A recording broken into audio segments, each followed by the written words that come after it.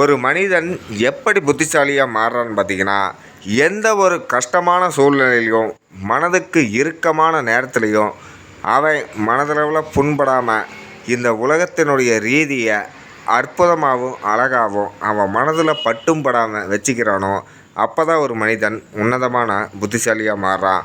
சுருக்கமாக சொல்லப்போனால், ஒரு நபர் தொழில் தொடங்குகிறான், அந்த தொழில் நஷ்டத்தில் முடிஞ்சிருது. மற்றொரு நபருக்கு கடன் கொடுக்குறான், அந்த கடனும் திருப்பி வராமல் போயிடுது. மற்றொரு நபர்கிட்ட இருந்து இவன் கடன் பெற போகிறான், அந்த பணமும் இவன் கைக்கு வரவே இல்லை. இப்படி எல்லாமே தடங்களில் போகும்போது இவனுக்கே ஒரு கட்டத்தில் வெறுத்து போய், நம்ம எதிர்பார்க்குறது எதுவுமே இதுக்கு மேலே நடக்க வேண்டாம், காலத்தின் மூலிமா நம்மளுக்கு எது நடக்குதோ அது அனைத்துமே நம்ம நன்மைனே எடுத்துக்கலாம் அப்படின்னு மாறி வாழ ஆரம்பிக்கிறான். ஒரு கட்டத்தில் இவனுடைய வாழ்க்கை தரம் உயர்ந்து வாழ்க்கை பயணம் தொடர ஆரம்பிக்குது.